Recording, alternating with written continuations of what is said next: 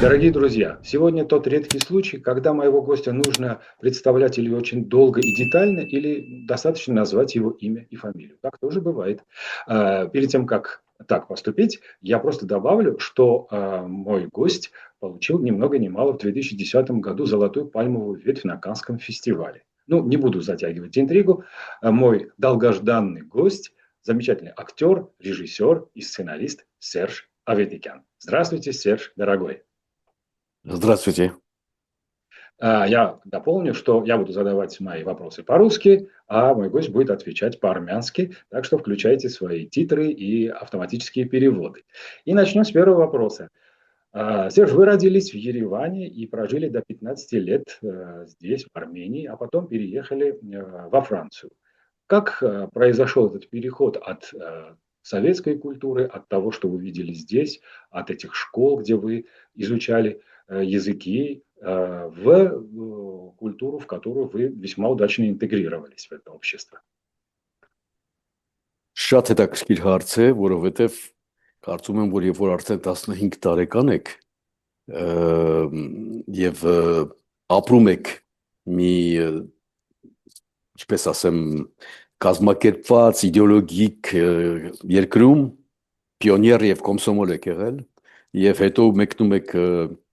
մի կապիտալիստական երկիր, որը Ֆրանսիան է, բայց դեմոկրատ, ամեն ինչ շատ է փոխվում, բայց հարցը հետեւյալն է, ես ծնված եմ ներգաղթից եկած 47 թվի ֆրանսիահայ ընտանիքում, իմ ընտանիքում խոսում էին ֆրանսերեն լեզվով, այնպես որ ես ֆրանսերեն լեզուն արդեն գիտեի եւ ինձ ուղարկեցին ֆրանսիական թեկումով դպրոց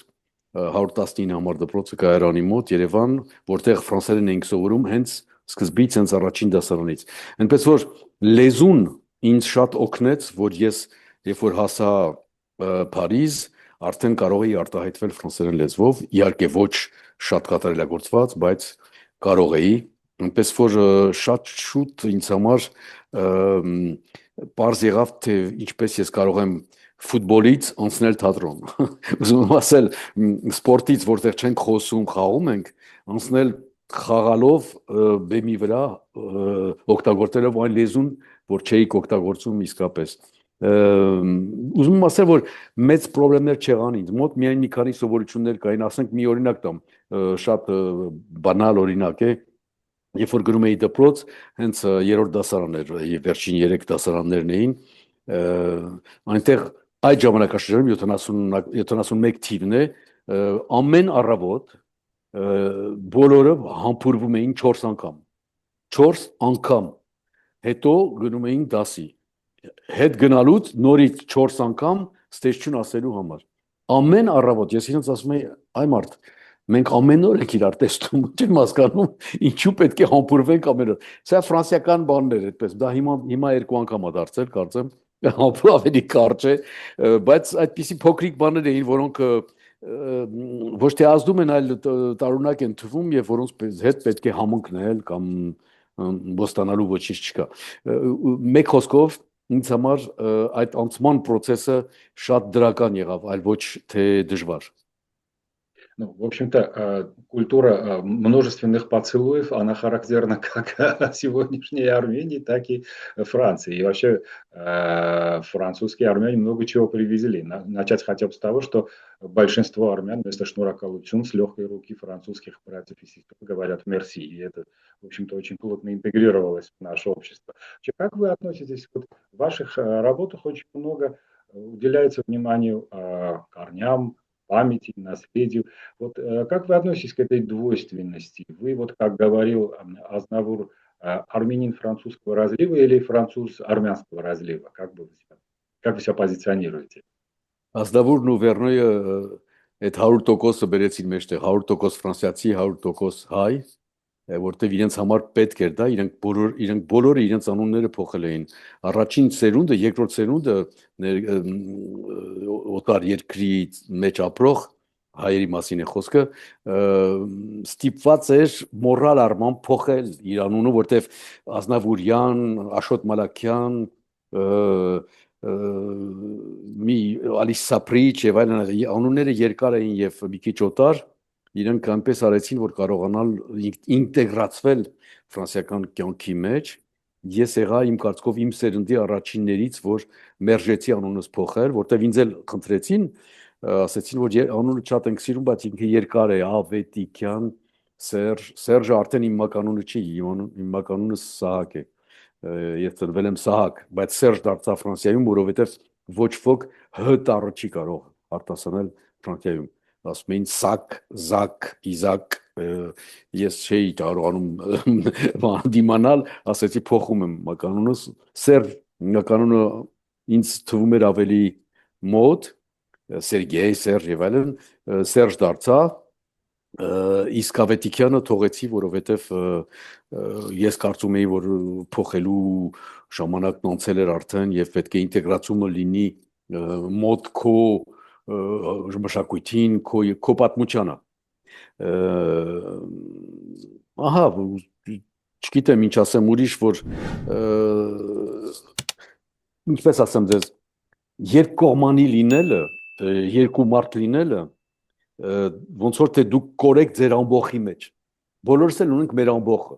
Մենք մենակ չենք, ոչ ոք մենակ չի։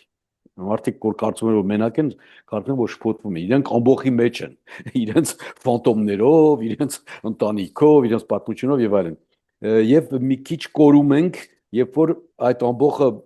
մեկ էլ գնում է ուրիշ մի տերիտորիա, որտեղ ավելի բարդ է, որ հասկանան քեզ, կարծում եմ, որ ես մինիմում 2 հոգի եմ միշտ, մի լեզվից մյուսը, մի մտածելակերպից մյուսը, թարգմանության մեջ, հետո հոգով եւ սրտով էլ, ուզում ասել, ես շատ եմ սիրում Ֆրանսիան եւ ֆրանսիացիներին եւ ֆրանսիական մշակույթը, այդպես պետք է ասեմ, եւ լեզուն, բայց եւս մնում եմ հայ, ռուսերեն խոսացող մի քիչ, իհարկե, եւ այլն, ուզում ասել, որ հեշտ չի, բայց հարստությունը ես դա հաշվում եմ իբրև հարուստ լինել, այլ ոչ թե փողով, այլ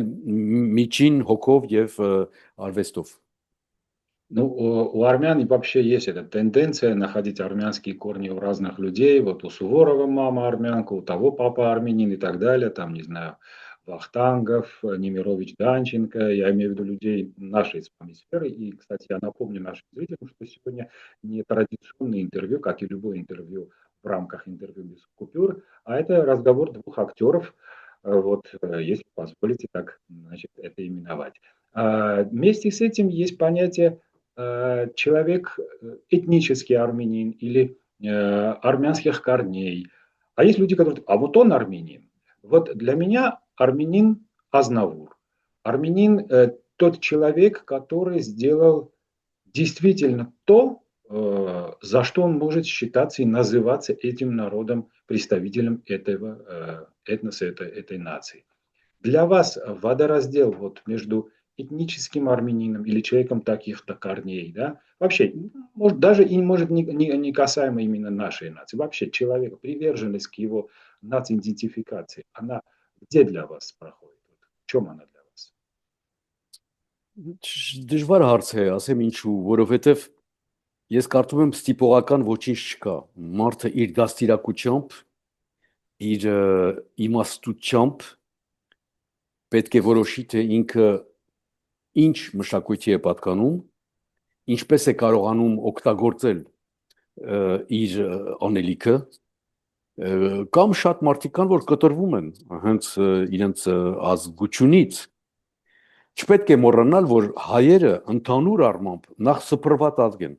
Ամբողջ աշխարհով մեկ, այսօր բոլորս գիտենք, որ Սփյուռքում ավելի շատ հայեր են ապրում, քան թե Հայաստանում։ Արդեն դաշտուտվանից մոտ 80% ապրում է Սփյուռքում, եւ կա հին Սփյուռք եւ կա նոր Սփյուռք, որոնք լրիվ տարբեր են իրարից, շատ տարբեր։ Գլենդելում ապրող հայը ոչ մի կապ չունի հին ֆրանսիական Սփյուռքի հետ, ոչ մի կապ։ Ուզում ասել, որովհետեւ Ամերիկան նախ տարբեր է Ֆրանսիայից, բայց ոչ միայն դա մտածելակերպի հարց է։ Ուզում ասել, որ մենք պաթոլոգիկ հիվանդ ենք, բոլորս, ես կարծում եմ, ինչու, որովհետև Նյուրնբերգ չենք ունեցել, մեր պատմությունը չի հաստատվել, Այսօր ով որ ուզում է գրում է իր պատմությունը։ Ադրբեջանը գրում է իրենը, Թուրքիան գրում է իրենը, հայերը աշխատում են գրել իրենցը, որը չի ստացվում իմիջիալոտ եւ այլն եւ այլն։ Զիջումների process-ներ են սրա համար նրա համար քաղաքական գործիչների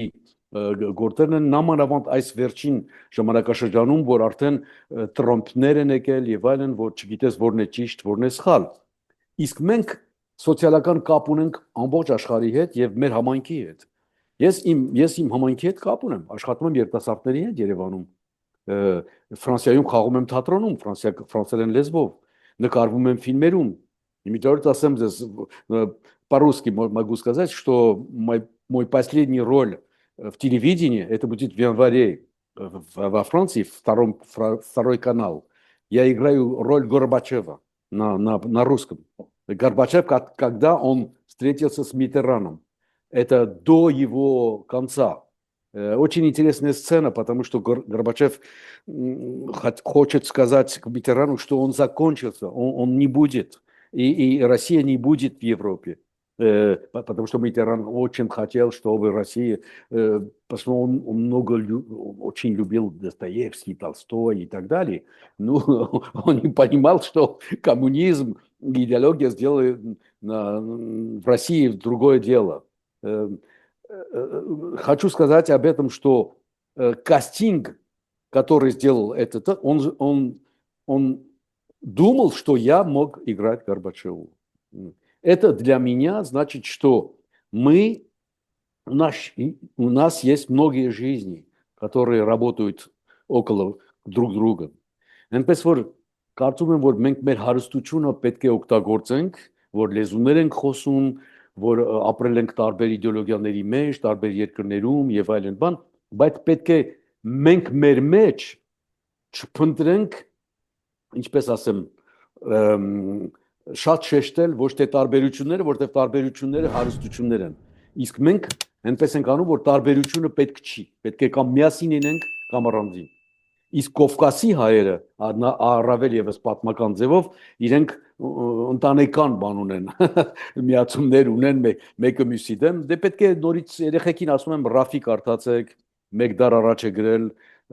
այնպիսի բաներ, որոնք ավելի պարզ են այսօր, թե ինչ է նշանակում դավաճանը, որը դարձել է կարծես մշակույթ,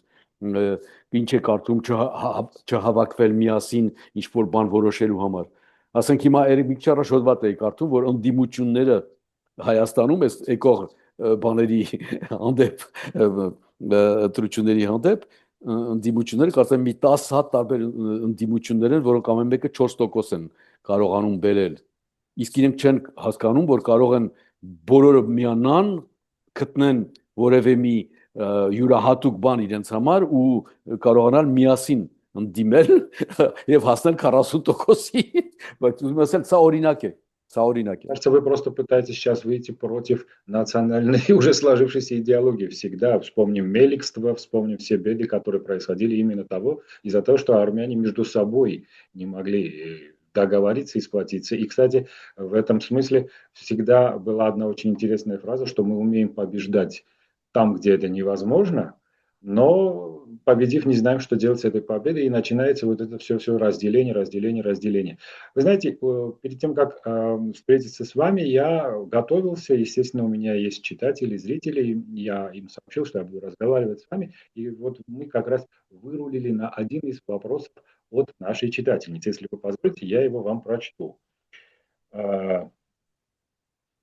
Так. В странах, где армяне в силу исторической и культурной близости чувствуют себя комфортно, сколько, по вашему мнению, поколений должно пройти, чтобы произошла окончательная ассимиляция? Какие факторы, ценности или атрибуты помогают сохранить армянскую идентичность в диаспоре? Դե կարևոր հարց է, որովհետև ժամանակը իր գործն անում է, ինչպես միշտ, եւ մեր կյանքում, եւ մեր երկու խոսք ասեմ, թե ինչու եթե հարյուրավոր տարիներ մի ժողովուրդ չի ունեցել պետություն, չի ունեցել երկրի ղեկավարում, ինքը չի կարող դիպլոմատ դառնալ 15 տարվա մեջ կամ 30 տարվա մեջ։ Իրեն շատ ժամանակ է պետք հասկանալու համար, թե ինքը ով է նախ եւ առաջ։ Դրա համար շատ մեծ խնդիրներ ունենք իմ կարծիքով հիմա Հայաստանում։ Իսկ Սփյուռքը ասեմ, ես շատ ուսումնասիրում եմ տարբեր սփյուռքներ։ Տեսեք, Ռումինիայից եմ գալիս, տեսա հայկական սփյուռքը ինչ ակտիվ եւ կարևոր գործ է անում Ռումինիայում, Բուխարեստում եւ ուրիշ քաղաքներում, ունենալով հնարավորություն դա անել, որտեղ ես չգիտեի, որ ասենք ռումինական կառավարությունը գումար է տալիս համայնքներին, որպեսզի այդ համայնքները կարողանան խաղաղ ձևով աշխատել իրենց մշակույթը պահելով, այլ ոչ թե ինտեգրացված են, այլ ոչ թե ասիմիլացվեն, որովհետև երկիրը ընդունում է, որ ինքը կազմված է համայնքներով։ Ֆրանսիան եւս էլ այդպես է, մի քիչ տարբեր ձևով, ասեմ ինչու։ Որովհետև եթե Ֆրանսիան կոլոնիզացիայի երկիր է եղել, Ալժիր, Մարոկ, Տունիս, աֆրիկյան երկրներ եւ այլն Կանադա, դա նշանակում է, որ ինքը պատրաստ էր ընդունել այդ երկրներից համայնք, բայց պարզվում է, որ այս վերջին տարիներին, այս վերջին 20 տարիներին, որ այդ համայնքները երրորդ սերունդը, որ եկել էին աշխատելու Ֆրանսիայում, արդեն դարձել են կրոնի հպատակ, իրենց կրոնի հպատակ, մուսուլմաններ են, ասենք, կամ ուրիշ բան, ու այստեղ տարբերությունները սկսում են խաղալ։ Ես կարծում եմ, որ հայերի մոտ այդ խնդրեմը չկա, որովհետև իրենք որ քրիստոնյա են, թե լինեն կաթոլիկ, թե լինեն առաքելական, թե լինեն հայկական եկեղեցից, քրիստոնյա երկրում իրենք խնդրեմ չունեն։ Ֆրանսիայում հայերը ոչ մի խնդրեմ չունեն, բայց իրենք չունեն պատմություն ֆրանսիացիների հետ, որը տարբերում է իրենց հարաբերությունը հрьяաների հարաբերությունից կամ արաբների հարաբերությունից, որոնք շատ նեգատիվ պատմություն ունեն Ֆրանսիայի հետ եւ կարողանում են Ֆրանսիային ստիպել որոշ բաներ։ Հայերը ոչինչ չեն կարող ստիպել։ Միայն կարող են ասել, որ մենք եկել ենք այստեղ, սուսիկ-փուսիկ տեղավորվել ենք, աշխատել ենք, կառուցել ենք ու հայերը շատ հարգված են, որովհետեւ ինտեգրացվել են, բայց կարողացել են ասիմիլացիայի չենթարկվել լիովին։ Իհարկե կան մարդիկ, որոնք ասիմիլացված են։ Հիմա մենք 4-րդ սերունդում ենք Ֆրանսիայում 20-ական թվականներից եկած, ըստ 20-ական թվականներին եկան առաջին հայերը Բուլղարիայից, Հունաստանից, նրանք, որոնք Թուրքիայից հեռացել էին 2022 թվին։ 25 թվին սկսվեց համայնքը Մարսելում, Լիոնում, մեծ քաղաքներում, մինչև Փարիզ, Փարիզի արվարձաններ եւ այլն։ Այսօր կան հայկական ռադիոներ Ֆրանսիայում, որոնք աշխատում են նորմալ ձևով, որոշ գումար են ստանում պետությունից եւ այլն, կան լիքը ասոցիացիաներ, կան հայերեն լեզվի դպրոցներ։ Իսկ դուք գիտեիք, որ հայերեն լեզուն դասավանդվում է Ֆրանսիայում։ Ոչ, շատերը չգիտեն, բայց նա դասավանդվում է այն երեխեքի համար, որոնց ծնողները բարեհաճում են իրենց ուղարկել այդ դպրոցը։ Առաջ ավելի բան ձևեր մի քիչ ոչ պրոֆեսիոնալ школы или специальные армянские школы. То есть школы. Это специальные армянские школы. Давно было это католики, которые у них Мхитарян, да? Была школа Мхитарян, Допротасер, школа для женщин и так далее. А сейчас есть нормальная школа, как во Франции, где работают на армянском языке тоже. Вот это значит, что ассимиляция не работала для всех армян. Ինտեգրացիա դա լիովին ինտեգրացված, բայց ասիմիլացված կարելի ասել, որ մինչև այս 4-րդ սերունդը չի կարողանում, չի ուզում ասիմիլացված լինել, բայց ուզում է որ Ֆրանսիան իր հետ հարաբերվի իբրև ֆրանսիացի։ Ասենք ես պետք է ֆրանսիացի դերասան լինեմ, այլ ոչ թե հայ դերասան, որը խաղում է ֆրանսերեն լեզվով Փարիզում։ Օրինակ եմ բերում, մի նկարիչ կարող է ֆովիստ է, հայկական ոճ ունի, բայց ապրում է Փարիզում, ուրեմն ինքը Ֆրանսիայում է նկարում։ Ուզում ասել, որ բան է, տարբերություն կա, որի մեջ նրբություն կա։ Մենք այդ նրբությունը անցնելու համար ասում են ֆրանկո-հայկական։ Смотрите, интересная штука. Арама Ильича Хачатуряна периодически обвиняли в том, что он всюду вставляет армянскую ладотонику, даже там, где она, в общем-то, никакого отношения не имеет, скажем, в балете «Спартак». Сейчас же, в общем-то, армянская община, армяне вне Армении, они ассимилируются, вынуждены интегрироваться в это общество для того, чтобы быть равноценными, равносильными представителями этого общества и добиваться чего-то. Я поэтому вот изначально вас спросил, в одном из интервью я прочитал, что вы говорили, что даже когда вы приехали в Париж впервые, хотя вы здесь изучали языки, ваш язык, который вы изучали здесь, и тамошний, они довольно-таки сильно отличались. То есть пришлось пойти на определенные, скажем, сегодняшним языком апдейты, апгрейды и даже, может быть, какие-то внутренние сломы. Вот в этом смысле для вас что было самым сложным в этом переходе? Вот чем пришлось, возможно, пожертвовать или перейти в какую-то другую форму себя, ощущения, представления, если так можно сказать, да? Не очень хорошо понимал последний вопрос. Ну, хотел сказать, что, чтобы закончил о том, что мы говорили, это тема ассимиляции и так далее. Я думаю, что армяне, которые живут в России и которые говорят по-русски, потому что русский язык был в Армении тоже, думаю, что там ассимиляция будет легко для молодых армян, потому что русский язык не ուրիշ լեզու չի ուզում ասել բան է մոտ համարյա մարիենի լեզու է այդպես կարելի ասել լեզուն շատ մեծ դեր ունի ասիմիլյացիայի մեջ իհարկե բայց ոչ միայն կա եւս սովորել ես ասենք ռուսական կուխնյա ուտել սովորել ես իմանալ իրանք ինչպես են վարվում եւ այլն բան իսկ երբ որ ավելի օտար երկրում ես ինչպես Ֆրանսիան է կամ Անգլիան է կամ Ամերիկան եւ այլն երկու վարիանտ կա տեսեք գլենդելի հայերը մնում են իրենց մեջ, աշխատում են միասին,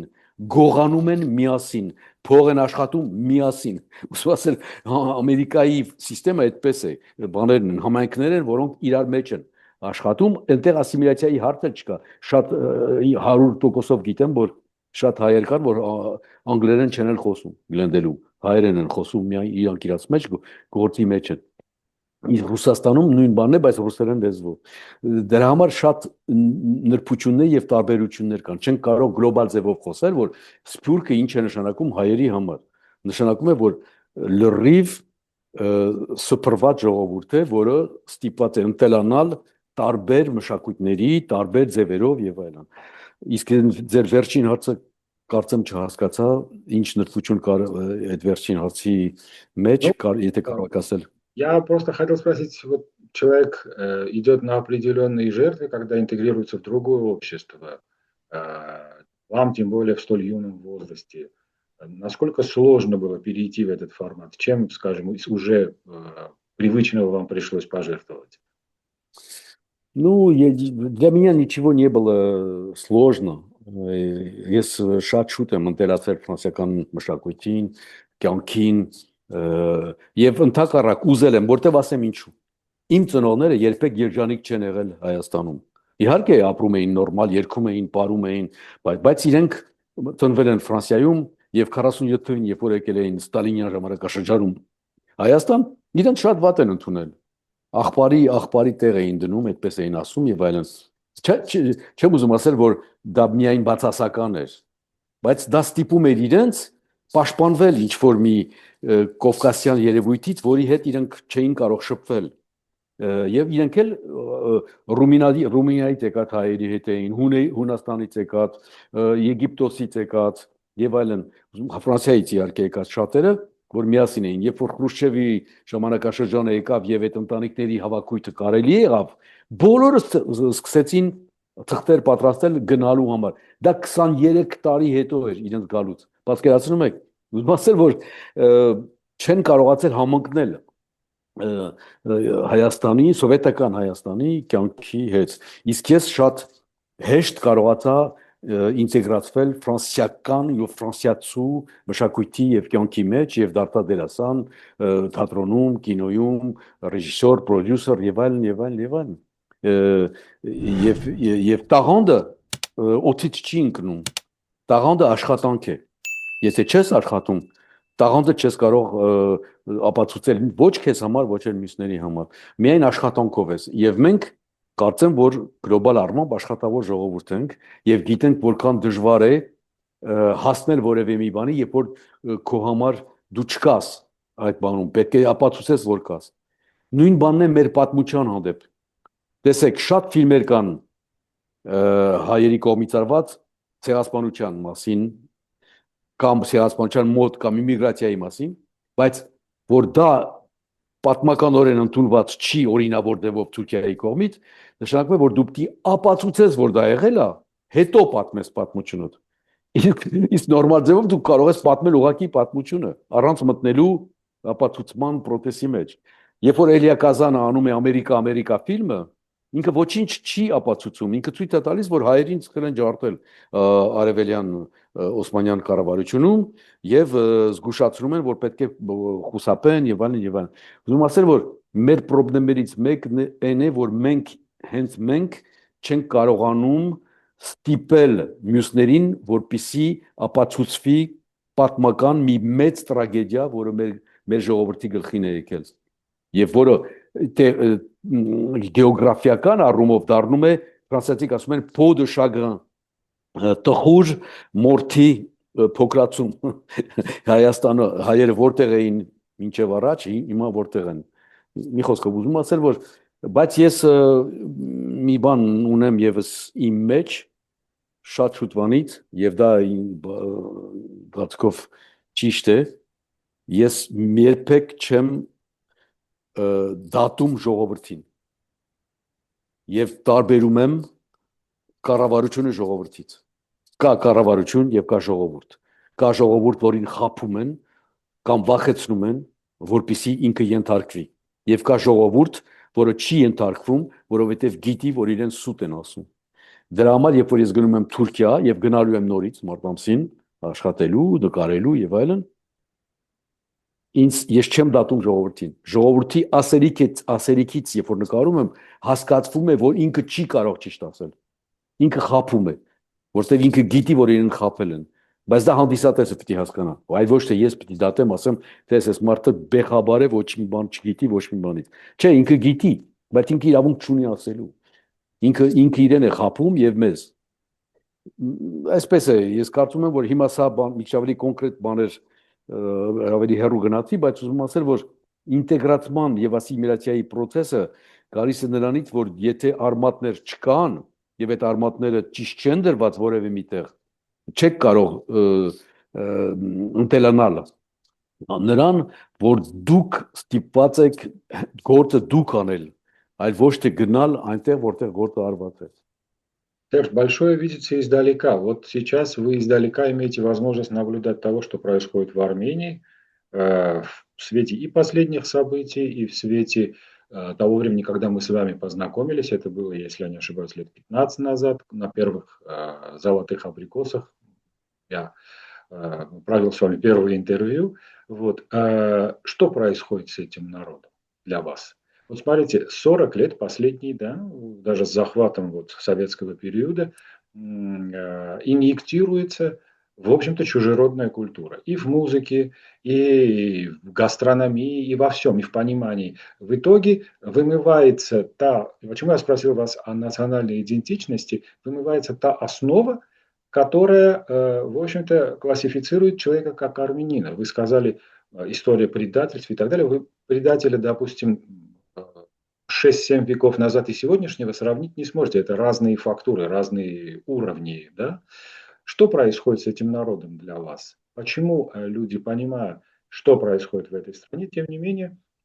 продолжают, в общем-то, абсолютно спокойно и комфортно идти вперед, понимая, что очень многое происходит не совсем так, как, в общем-то, мягко говоря, хотелось бы. Գիտեք, ես կարծում եմ, որ ժամանակաշրջանները փոխվում են իհարկե եւ դրսից գալիս են ներս հուշող նոր բաներ։ Տեսանք ինչ եղավ Ռուսաստանից եկած ռուսների հետ Հայաստան։ Տեսանք туриզմը ինչ դեր է խաղում Հայաստանում։ Տեսանք ֆրանկոֆոնիայի ներկան լինելը Հայաստանում, որը շատ ոչ թե կարևոր է, այլ շատ հետաքրքիր բաներ է առաջարկում երիտասարդներին։ Ասենք տեսեք ես 5 տարի արդեն որ կազմակերպել եմ երիտասարդների հետ աշխատող Ֆրանսիայից եկող պրոֆեսիոնալ դերասաններ կամ բեմադրիչների հետ ֆրանսերեն լեզվով ես տեսնում եմ ինչպես այս նոր սերունդը տաղանդավոր է եւ ցանկություն ունի ինտեգրացվել մնացած աշխարհի հետ, այլ ոչ թե մնալ փակված այսօրվա Հայաստանում։ եւ տեսնում եմ ինչպես կարող ենք մենք մեզ խաբել, եթե ճիշտ չենք աշխատում։ Եթե ասում ենք Հայաստանը պետք է ֆրանկոֆոնիայի երկիր դառնալ, դա նշանակում է շատ ավելի բաներ կան անելու ֆրանկոֆոնիայի հետ կապված։ Շատ ավելի գործ կա անելու, քան թե ինչ որ արվում է։ 2027 թվին Հայաստանն է կազմակերպելու ֆրանկոֆոնիայի խաղերը։ Առաջ միայն սպորտն էր այդ խաղերը, այն հեշտ էր, խոսալու բան շատ չկար։ Հիմա արվեստներ է մտել, այնպես որ խոսալու բան է լինելու։ Թատրոն, երգ, երաժշտություն, հանդիպումներ եւ այլն, որը շատ լավ է, բայց հույսով եմ, որ այնպես կարվի, որ այն բոլոր երիտասարդները, որոնց մենք դասեր ենք տվել, որոնք աշխատել են Ֆրանսիայից եկող արտիստների հետ, կարողանան մասնակցել, ուղեկցել ֆրանսերեն լեզուն օգտագործել եւ թարգմանել հայերեն եւ այլն։ Ուզում եմ ասել, որ այդ փոփոխությունները ես տեսնում եմ, իհարկե, տեսնում եմ ինչպես է երկիրը եւ ժամանակաշրջանը փոխում մարդկանց, բայց մի բան չի փոխվում, դա հարաբերությունն է իշխանության հետ, այն մարդկանց, որոնք ցանկություն ունեն հասնել եւ տիրել անպայման։ Դա լիովին չի փոխվել, որովհետեւ բան կա, ոնց են ասում, կուլտուրական ձևով չգիտեմ բառը,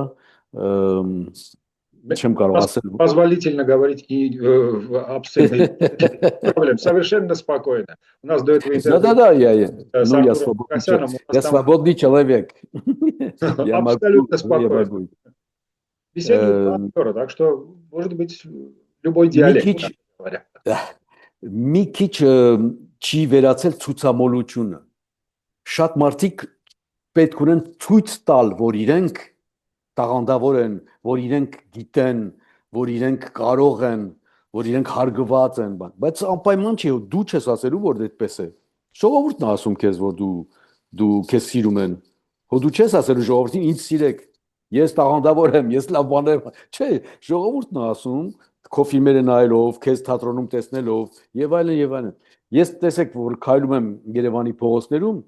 մեկ-մեկ, երբ որ ասենք մի անատոլիական պատմությունն է անցել մի 2-3 անգամ սերիալը, մարդիկ հենց փողոցում ինձ կանեցնում են, խոսում են հետս, ոչ թե սելֆի ուզելու համար։ Ոչ կան որ սելֆի են ուզում իհարկե, ես էլ ծիծաղելով ասում եմ, բայց վճարովի է սելֆին, պես որ զգուշ եղեք, բան, ծիծաղում եք։ Չէ, շնորհակալություն են հայտնում։ Մարդիկ շնորհակալություն են հայտնում, որ ազդվել են, որ լաց են եղել, որ ինչ որ բան են սովորել, բան։ Դա շատ մեծ բան է արվեստագետի համար, երբ որ ժողովուրդն է փողոցում քեզ դա ասում, այլ ոչ թե դու ես պնդում, որ դու կաս։ Այդ ցուցամոլությունը կա, դեռ մնացել է մի քիչ, նամանավանդ այն մարդկանց, որոնք որոշ իշխանություն ունեն որևէ կազմակերպությունների մեջ եւ այլն։ Այդ մեկ դա պետք է իմ կարծիքով հանգիստ վերանա եւ երևի կվերանա նոր սերնդի հետ կապված, հույսով եմ։ Եվ կա նախանձություն։ Մեկը մյուսին նախանձելու հարցը շատ է, թե ինչու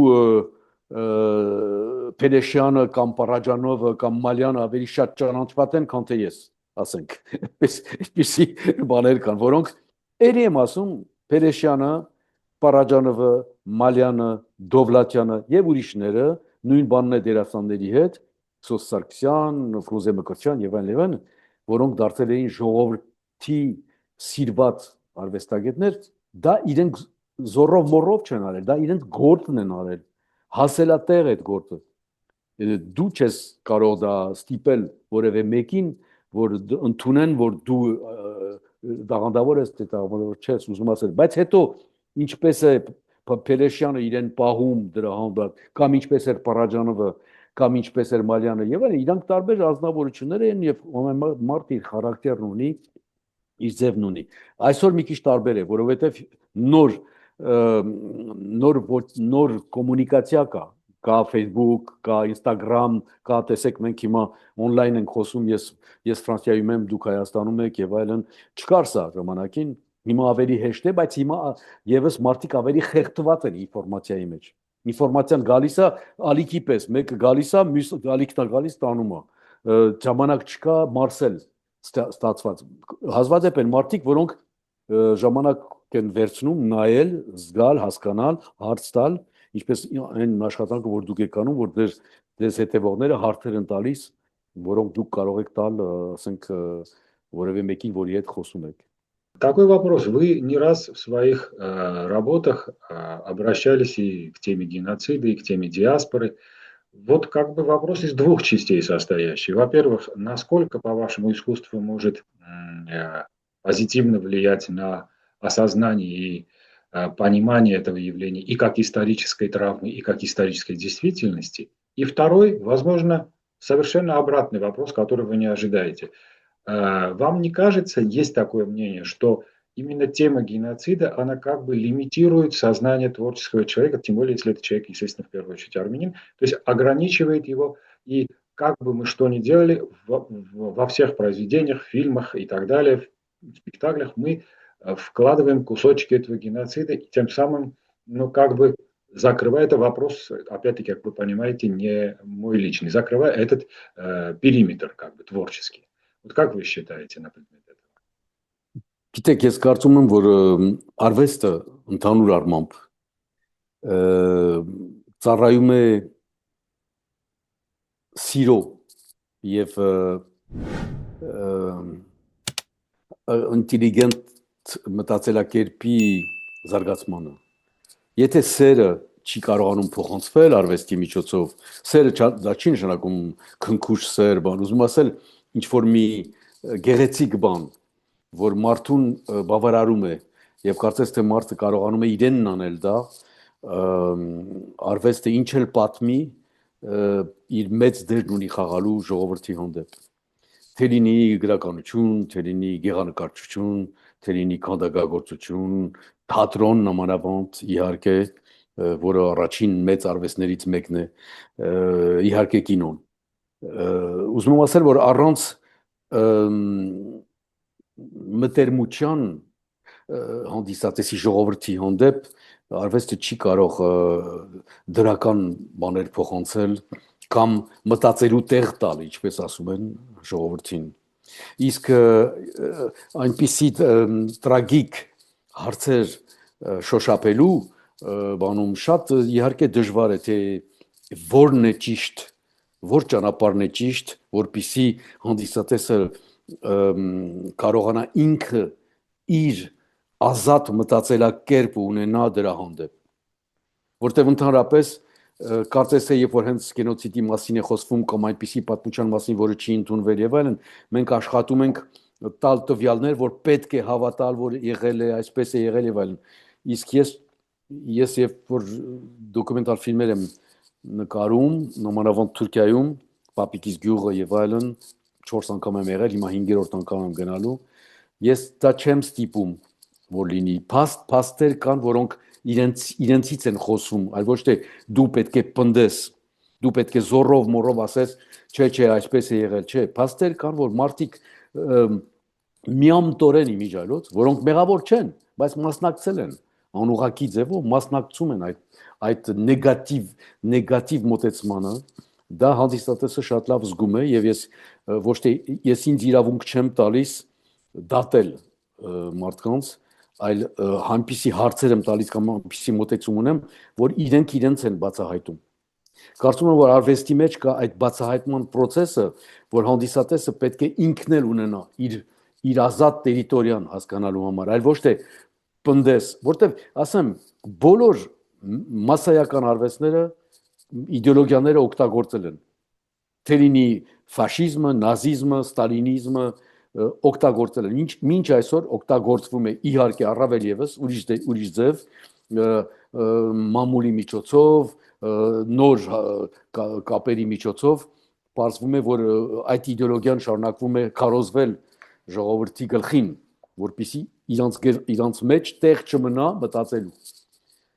Ամբողջ հարցը սրանում է, թե արվեստը կարող է օգնել մարդուն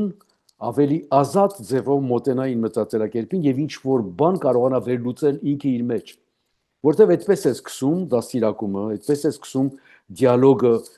ծնողների եւ երեխեքի, այդպես է սկսում հարցը դպրոցում ուսուցչին մի հարց տալ,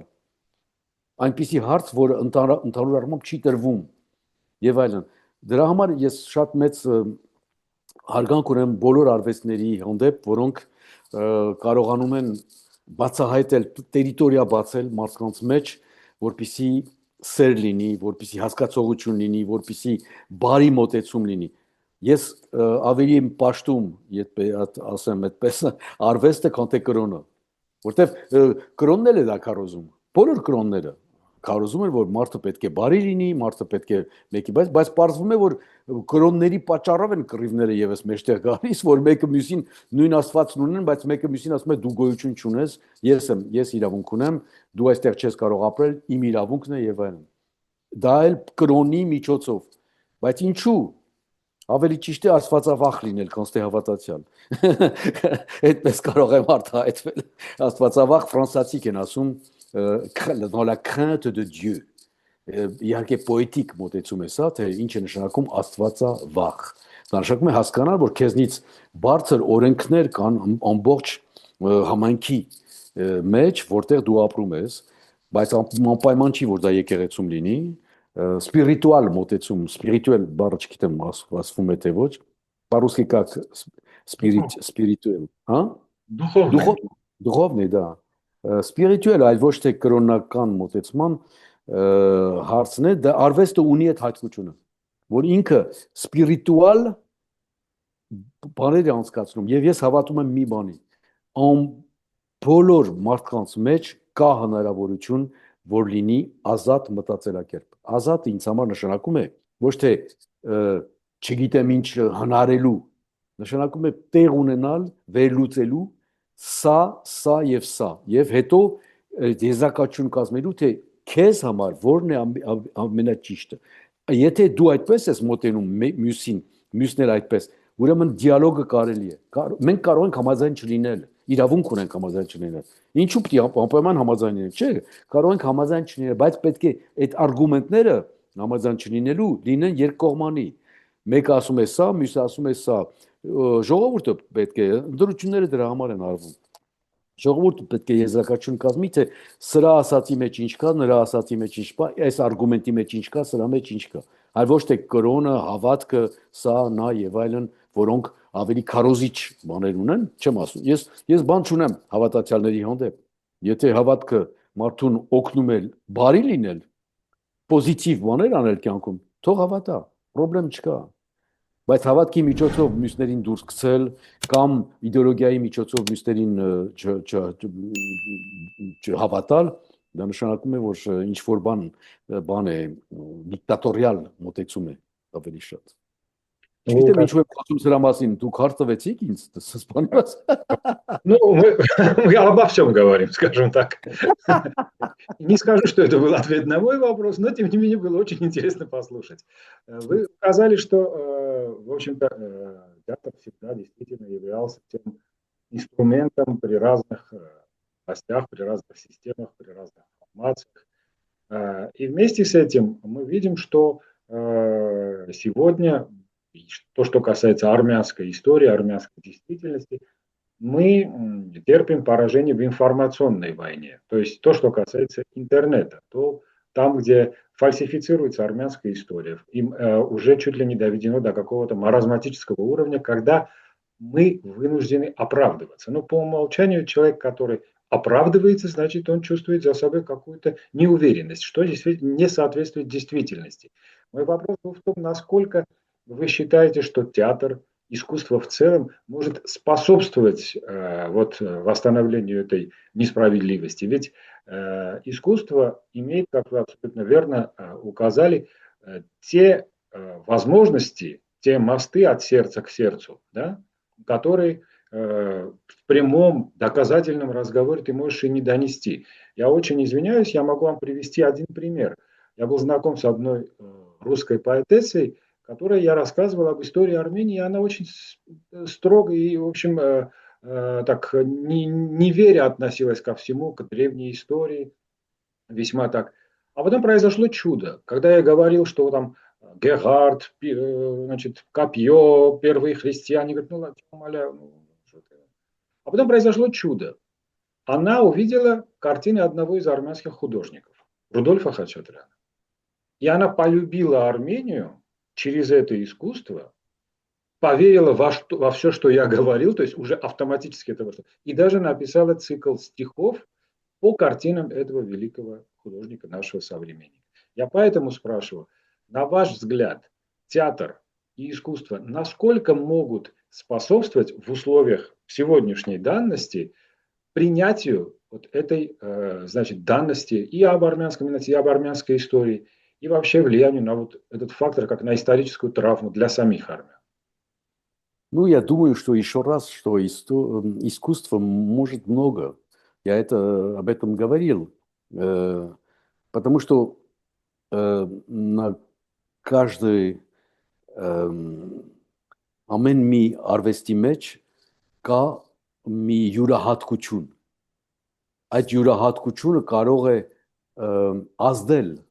նայողին, լսողին, ասենք երաժշտություն։ Երաժշտություն եք լսում, դուդուկը ինչպես աշխատեց ամբողջ աշխարհով մեկ։ Ինչպես սկսվեց բանից Քրիստոսի վրայի ֆիլմից ոչ հայի կողմից, բայց հայեր նվագողը իհարկե։ Հետո գնաց բոլոր ֆիլմերի մեջ սկսել էինք դուդուկ լսել։ Ինչու՞։ Որովհետև ազդեց մարդկանց եւ ուզում էին իմանալ որտեղից է այդ գործիքը եւ այլն։ Չգիտեմ, օրինակները շատ են։ Ազնավուրը ինձ պատմում էր մի անգամ, որ երբ որ իր առաջին երգը շատ ուշ եկավ հայերի մասին։ Ils sont tombés, նրանք ընկան։ Նրանք ընկան,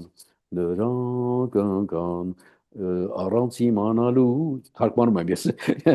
ֆրանսերենից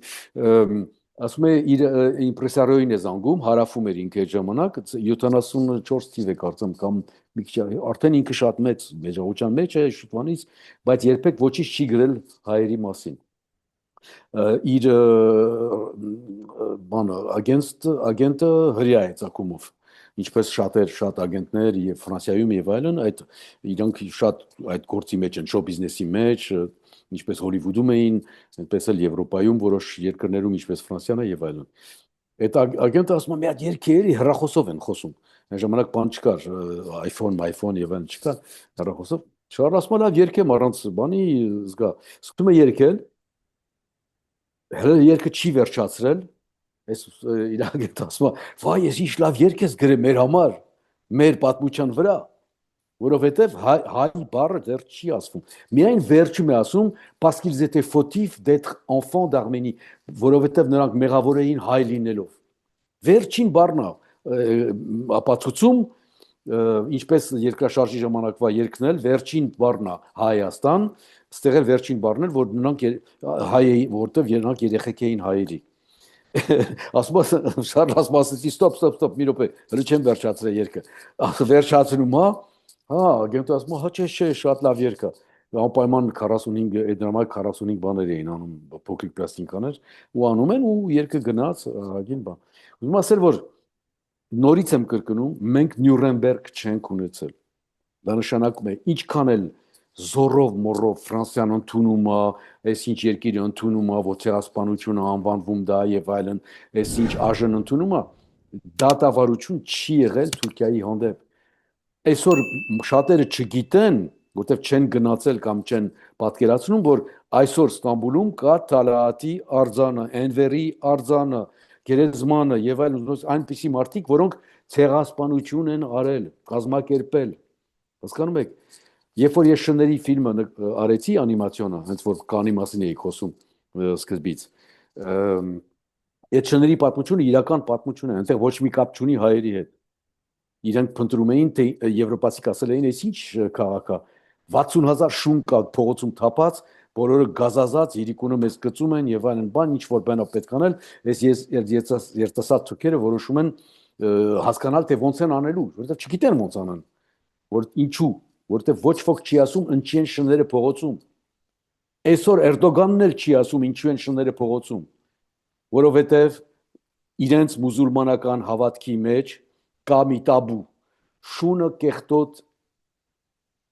կենթանի է այդ կրոնի համար եւ իրավունք չունի մտնել տուն, երբ որ դու աղոթում ես։ Դրա համար շունը ապրում է փողոցում։ Բայց շունը երբ որ փողոցում է ապրում, դա չի շարք որ նրանք չեն սիրում շներին, այդ չի հարցը։ Շունը մնում է դրսում, իսկ եթե նրա դրսում է մնում, դե պարզ է որ առանց կոնտրոլի է։ Հաց են տալի, ուտում է, բան եւ անում է, իր կյանքն է ապրում ու երեխեք են գալիս։ Ու լցվում են։ Այդ պատմությունը իրական է եւ ինստիտուտ Պաստորն է որոշ բաներ ուզում անել, որը շատ նման է ինչպես նացիստները արեցին հետո հрьяաների եւ իրենց օպոզիցիաների հետ, այդպիսի մակրել էլի գազով, մազով եւ այլն, բայց էս էլ չեն ընդունում երիտասարդ թուրքերը, որովհետեւ ասում են, չէ, սա շատ գրեիկ բան է, մենք մարտասպան չենք, մենք սպանող չենք, ուրիշ ձև է պետք գտնել։ Հետո մտածում են, որ Ստամբուլի դիմացի կղզին այնտեղ ջուր չկա խմելու, ինքը լեռ է, էլի, այսպես մեծ ժայռ է, ասում են դե շներին հավաքենք, գցենք այնտեղ, քաղաքից դուրս կլինեն։ Բայց երբեք չեն ասում, երբ որ շներին գցես այնտեղ, իրանք պիտի իրար ուտեն կամ խեղդվեն ջրի մեջ, որ հետևելով նավերը որ ասում են, որտեղ ոչ ուտելիք ունեն, ոչ ջուր։ Բայց անում են դա։ Իսկ ցեղասպանությունը արեցին եւս այդպես։ Չէին սպանում ուղակի գյուղերում, ասում էին հավաքեք ամեն ինչ, հարստությունները թողեք եկեղեցում, դուրս եկեք գյուղից, գնում ենք դեպի հարավ, որտեղ կռիվ է։ Հետո ճանապարհին էին անում այն ինչ որ պիտի անեն, իսկ ոչ թե զինվորներն էին անում, այլ ոչ զինվորների զգեստ ունեցող չեթե էին ասում թուրքերեն, բաներ, խուժաններ, ինչպես կարելի ասել, էլի։ Չուզում եմ ասել, որ ամեն ինչ սուտ ստի վրա է հիմնված, բայց ես որ ֆիլմը արեցի, առանց խոսքի է ֆիլմը, բայց ասում է վերջում, որ 60,000 շնից 30,000-ը մահացան եւ այլն բան, ամբողջ մամուլը ֆրանսիական ասեց Ավետիքյանը հայկական ցեղասպանության վրա ֆիլմ արել սիմվոլիկ ձևով, շների մասին խոսելով։ Բայց ես ասում էի ոչ, ես այդ ֆիլմը չեմ արել, ես շների պատմությունն եմ պատմում, որը իրականություն է։ Այդպես է սկսել այդ քաղաքականությունը։ Դրա շարունակությունն է եղել, սա 1910 թիվ է։ Ցեղասպանությունը սկսում է 15-ին։ Մի խոսքով ուզում ասել, որ ինչքան արվեստը կարող է բերել նմուշներ, զգացմունք, ելի եմ կրկնում սեր, մասնակցություն ազատ մարդու միջոցով, այնքան արվեստը կարող է օգնել, որպեսզի շատ բաներ հասկացվեն։ Բայց իհարկե պետություններ կան, որ արվեստին չեն օգնում։ Պետք է դու ինքդ անես, կամ պետք է արվեստագետները կարողանան իրենց գումարներով հավաքեն, եւ կան պետություններ, որոնք հասկացել են, որ իրենց արվեստագետները մեծ դեր ունեն խաղալու հենց իրենց կյանքում։ Սա է տարբերությունը մի քիչ։ Ես կցանկանայի, որ կինոն շատ ավելի զարգանա Հայաստանում, ասենք, որ կա պետության կողմից օգնում են իհարկե, բայց իմ կարծիքով հերիք չի, պետք է ավելի հեռուն գնալ։ Դա չի նշանակում, որ պետական փողերը գտել աչուձախ, այդպես չի, կոմիսիաներ են, կարդում են սցենարները, խոսում են, դատում են եւ այլն, հետո այսպես եթե ֆիլմը լինելիք է, կարելի է որ պետությունը օգնի, որ այդ ֆիլմը ավելի լավ լինի եւ մասնակցի այդ фільмին եւ այլն, նույն բանն է թատրոնում, նույն բանն է շատ ուրիշ արվեստների միջավայրում։ Переместимся снова во Францию, вот на этом. Вот наблюдая за развитием французского театра и кино за последние, ну, как минимум 50 лет, вы можете отметить какие бы вы отметили, точнее, новые, рациональные, какие-то новые интересные изменения, вот, не знаю, там, в области художественной реальности или как новые течения? Что бы вы захотели отметить? Ֆրանսիան գիտեք, որ արվեստի երկիր է իր չափանիշներով, որովհետև Եվրոպայի սիրտն է մի քիչ, ամեն մի եվրոպական երկիր ունի իր ոճերը եւ այլն, բայց իհարկե Ֆրանսիան կարողացավ մեծ տեղ գրավել եւ գեղարվեստում, որովհետև պետք է ասեմ եւս մի բան, Ֆրանսիան հարստացավ ընդունելով օտարներին։ Շատ նկարիչներ, Մոդիգլյանի, Պիկասո եւ ֆրանսիացի չեն, բայց եկել են Ֆրանսիայում ապրելու եւ գործելու։ Իրանք բերեցին նորությունները շատ։ Մինչ այսօր մշակույթների խառնուրդն է բերում ինչ որ նորություն։ Անպայման չի որ բնիկ ֆրանսիացին անի։ Այն երկիրն է, որ կարողանում է ընդունել,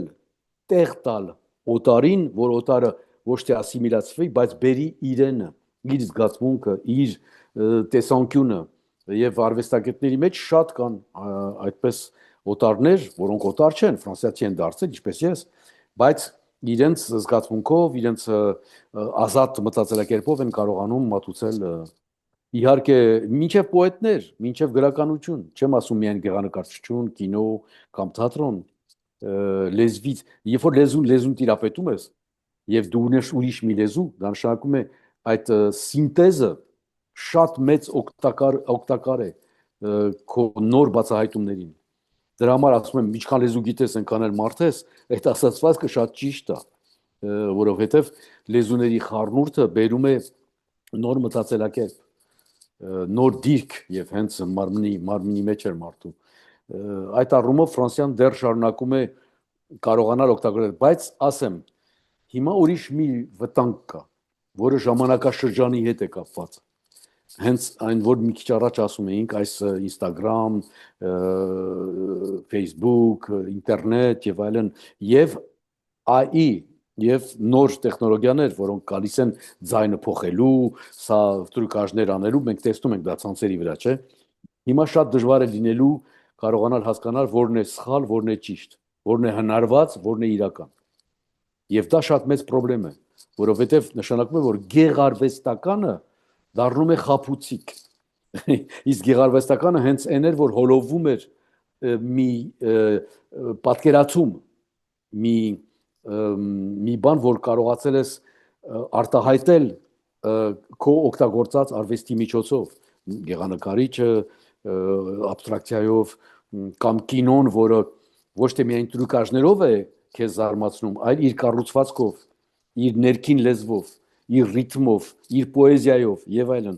Սա է մի քիչ պակասելու իմ կարծիքով, որովհետեւ հիմի այս անցողական վիճակի մասին է խոսքը։ Հույսով եմ, որ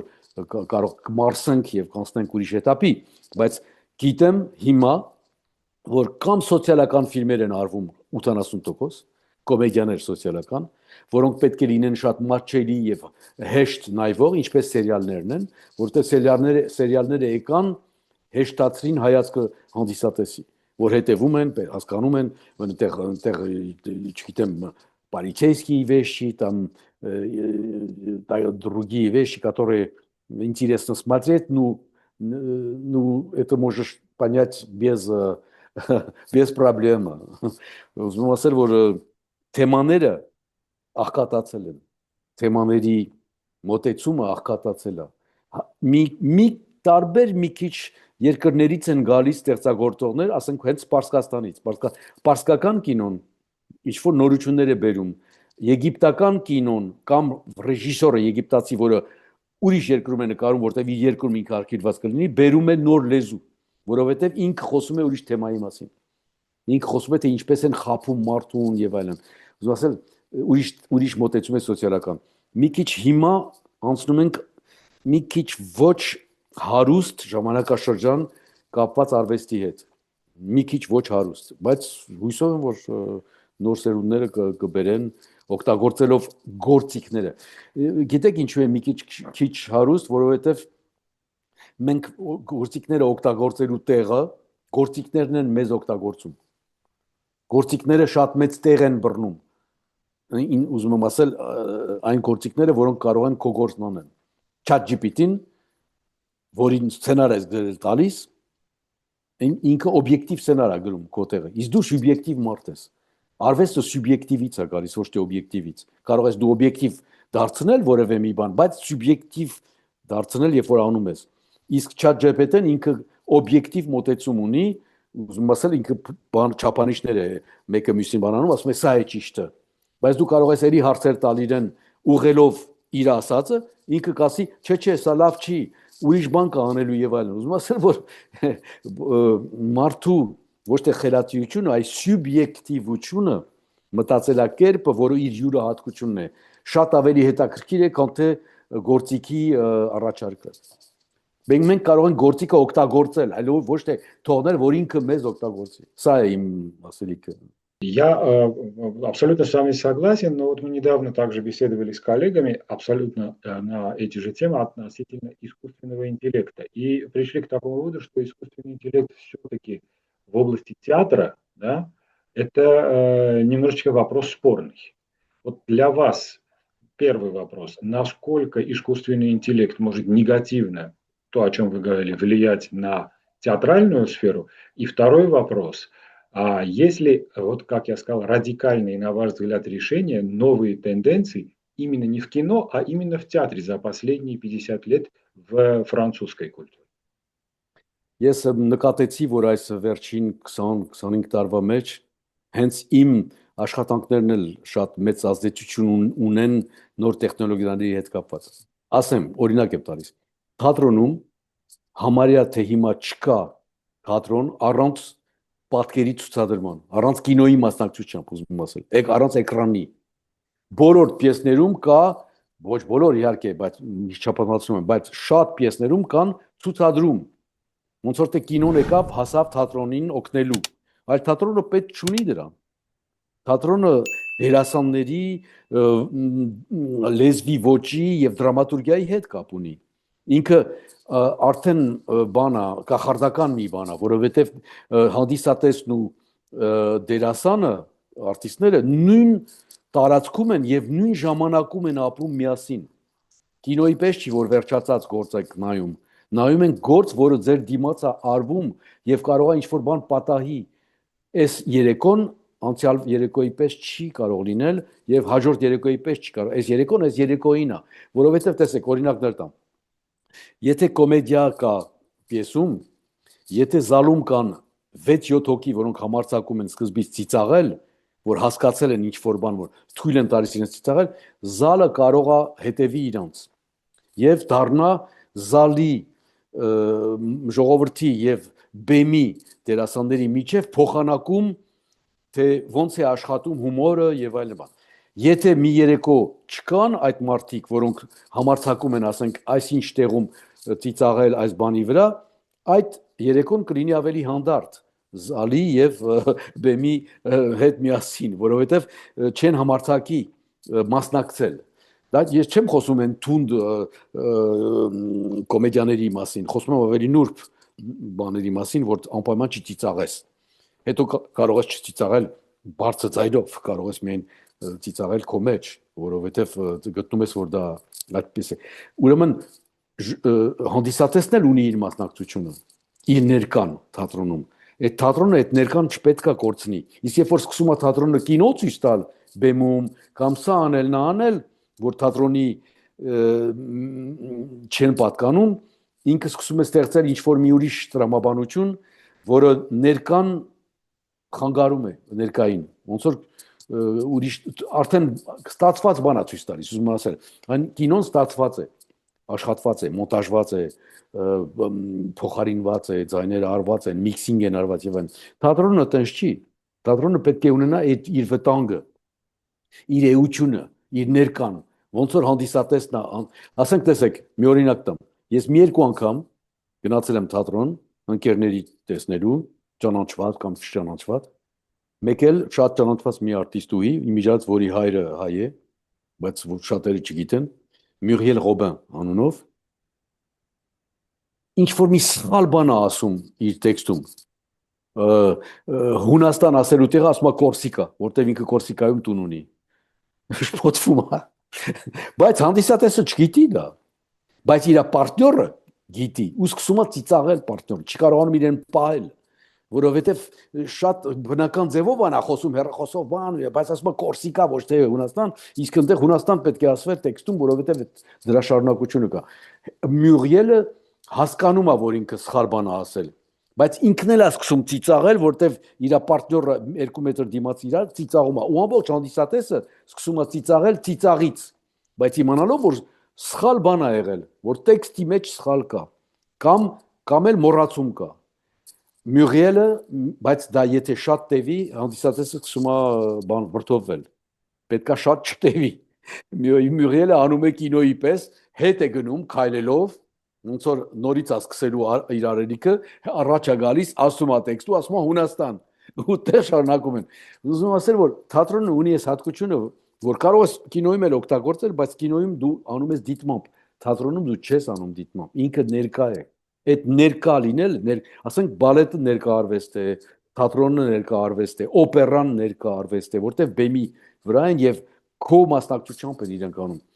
Պիտեր Բրուկը ասում էր մի նախադասություն ես ասում, այդ նախադասությունը գնում է, դրա արձագանքը պետք է դու ստանաս։ դու գցում ես իրան, դու տալիս ես իրան, փոխանցում ես իրան, հանդիսատեսը քեզ հետ է ուղարկում դա եւ դու շարունակում ես։ Սա է թատրոնի իմ կարծիքով ամենաուժեղ բանը, արվեստի ամենաուժեղ կարողությունը էլի։ Тут к нам опять пришел вопрос от читателя. Да. Как вы относитесь к введению квот по гендеру, сексуальной ориентации, расе и так далее в сфере искусства? Насколько, по вашему мнению, это работает именно в пользу искусства как такового, а не исключительно с гуманистической или социальной точки зрения? Չհասկացա սկիզբը։ Как вы относитесь к введению квоты, когда, скажем, уделяется внимание больше, скажем, в сторону чего-то там, национальности, сексуальной ориентации и так далее, для того, чтобы, значит, была вот эта паритетность, да, скажем так. Вот. Насколько, по вашему мнению, это способствует непосредственно, это играет на пользу искусства, а не просто вот гуманистической, так сказать, социальной точки зрения имеет какой-то позитивный фон? Ես եթե լավ եմ հասկանում հարցը, ամեն ինչ կախված է, նորից եմ կրկնում, ազատ մտածելակերպի հնարավորություններից, թե ինչպես ես դու վարվում մի ուրիշ մշակույթի հանդեպ, ուրիշ լեզվի հանդեպ, ուրիշ մտածելակերպի հանդեպ, նացիոնալիզմի հանդեպ, երբ որ դու նացիոնալիստ չես։ Ասենք մենք շատերը ասում են, չէ, հայերը պատրիոտ են։ Սփյուռքում պատրիոտ հայեր կան, որ ամեն ինչ անում են, որպեսզի օգնեն Հայաստանին եւ այլն բան, առանց ոչինչ սпасելու դրա դեմ։ Ես կարծում եմ, որ դա կարելի է, ինչպես բժշկությունը եւ այլն բան, բայց երկկողմանի պետք է լինի հասկացողությունը իմ կարծիքով։ Դու անում ես կամ մյուսը անում է, դու պետք է հասկանաս, թե մյուսը ինչ է արել, թե ինչու համար է անում եւ սпасելիք ունի դրա մեջ թե ոչ։ Նույն бանն է, ինչ ես դու ստանում այնպիսի մի նորությունից, որին չէիր սпасում, որը շատ выделяются средства, скажем, из расчета того, что, скажем, этот человек, вот он имеет такую-то равную, скажем, он там, не знаю, гомосексуалист или, не знаю, там, это представитель какой-то расы пострадавшей. В силу этого, имеет ли это какую-то пользу для искусства? То есть, когда ты делаешь какие-то послабления именно в силу этой, ну, скажем так, особенности человека, да, или особенности нации. Գիտեք, ես շատ եմ աշխատել հոմոսեքսուալ բեմադրիչների կամ ռեժիսորների հետ, որտեվ իրենք շատ կան արվեստում։ Իրենց զգացմունքը, հոմոսեքսուալների զգացմունքը տարբերվում է մի քիչ, ինչպես ասում, ոչ հոմոսեքսուալներին։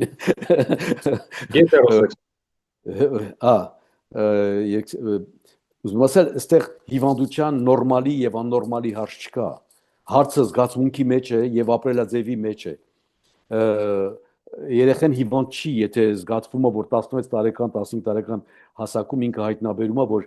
ինքը ավելի շատ զգացմունք ունի, մտածում ունի իր եթե ինքը տղամարդկանց կանայք կան, որոնք կանանց կան հանդեպ եւ այլն։ Պարաջանովը ասենք ամուսնացավ, երեխա ունեցավ, բայց հոմոսեքսուալ էր։ Եվս սիրում էր գեղեցիկ երիտասարդ մարդկանց, որտեվ իր համար շատ արժեք ուներ գեղեցկությունը, մարդու գեղեցկությունը, տղամարդու գեղեցկությունը եւ կնոջ եւս։ Ինչու ինքը անպայման պնդեց Սայաթնովայում, որպեսզի Սոֆիկո Չաուրելին խաղա Սայաթնովայի երիտասարդության դերը։ Ինչու մի կին պիտի խաղա տղամարդու դեր։ Ինքը պնդեց ու արեց։ Այն ժամանակում, որտեղ դա բան էր, արգելված էր, ուզում ասել, դա միտք չուներ, չէր կարող արտահայտվել ուղակի ձևով, պետք է պայքարեիր, որ հասնեի դրան։ Ինչու աշիկերիբի մեջ ինքը վերցնում է մի երիտասարդ տղա, որը դերասան չի, որտեղ դերասանը չի կարող դիմանալ այն ինչ որ սպասելիք ունի Պարաջանովը։ Ինքը միամտություն է եւ գեղեցկություն է փնտրում մարդու ժեստերի մեջ, լինելու հայացքի մեջ եւ այլն։ Եվ այդպես էլ վարվում է նկարահանման ժամանակ։ Ինքն է խոսում, դիալոգ չկա։ Ուզում ասել, որ յուրահատկությունները մարդու իհարկե ունեն ազդեցություն արվեստի զգացմունքային ոճերի հետ կապված։ Իհարկե, այդպես չի, ոնց ասեմ, շատ մի պրագմատիկ մարդ, որը ոնց որ ասում են ֆրանսիացիք ոտքերը հողին կպած է, չի թռնում քիչ վերև եւ այլն, կարող է հայտնաբերել ինչ որ մի արվեստում ինչ որ մի հետաքրքիր բան։ Չես կարող լինել պրագմատիկ ճիշտ չի, որտեվ կարող ես պրագմատիկ լինել եւ կառուցել դա։ Ուզում ասել ավելի բան, չգիտեմ ոնց ասեմ հայերեն, quelqu'un qui est այնպիսի մարդ, որը նորմալ կյանքով է ապրում, որ համոզված է, որ կյանքի նորմատիվը սա է, այսպես է։ Եթե դու երազանք չունես, պատկերացում չունես, մի քիչ խենթություն չունես քո մեջ, եւ ցանկություն չունես ասելիքդ դարձնել ինչ որ бан, կառուցել, չես կարող արտահայտվել արվել։ Это слово называется нормальный. Простой, нормальный. Надо быть немножко анормально, да? Вот поскольку мы подошли к теме анормальности, поскольку уже мы подходим к финалу нашей беседы, и у нас вскоре ожидается такое чудо, как Святое Рождество Христово, Новый год, и человек, вне зависимости от возраста, сколько бы ему ни было лет, в какой-то процентной форме, там, соотношении, все-таки, нет, я думаю, нет людей, которые не верят в чудо, есть люди, которые чуть меньше, чуть больше. Можно ли, пользуясь вот этой возможностью беседы с вами, предложить вам пожелать нашим зрителям что-то в новом году, поскольку у нас вскоре ожидается этот прекрасный праздник, Святое Рождество Христово. Իհարկե տոները կարևոր են, նամանավանդ տարի անցնելը, որը սիմվոլիկ է։ Ես հիշում եմ, որ պապիկս, տատիկս իրանք անատոլիական այդ բանը ունեին, գնում էին ջուրը թափում էին, անցյալ տարվա ջուրը, ամսի 31-ի գիշերը նոր ջուր էին բերում։ Բայց ջուրը նույնն էր, նույն աղբորից էր գալիս։ Բայց այդ սիմվոլիկ բանը մեր մեջ կա, որ մենք անցնելու ենք մի սահման։ Այդ սահմանը նոր տարին է, ես ցանկանում եմ, որ այդ սահմանը խաղաղ լինի եւ հնարավորություն տա մարդկանց այդ խաղաղության մեջ մտածել ավելի ճիշտ բաների մասին, քան թե ոչ միայն հարստանալ, ոչ միայն հաջողվել, ոչ միայն չգիտեմ ինչ, լավ ամենալավ մեքենան ունենալ, այդ չի ամենակարևորը։ Ամենակարևորն է, որ լինի մարդկային մոտեցում մարդկանց միջև եւ հասկանալ իրար, աշխատել հասկանալ իրար եւ օգնել իրար։ Ահա ինչ ես կցանկանայի մարդկանց եւ եթե ես կարող եմ իմ արվեստի միջոցով մի քիչ օգնել դրան, շատ գոհ կլինեմ։ Большое вам спасибо. Уверен, все наши зрители и читатели желают вам всяческих благ, крепкого здоровья и всего самого-самого лучшего в новом году. А вам, дорогие зрители, напомню, что моим гостем был замечательный актер, режиссер, сценарист Серж Аветикян.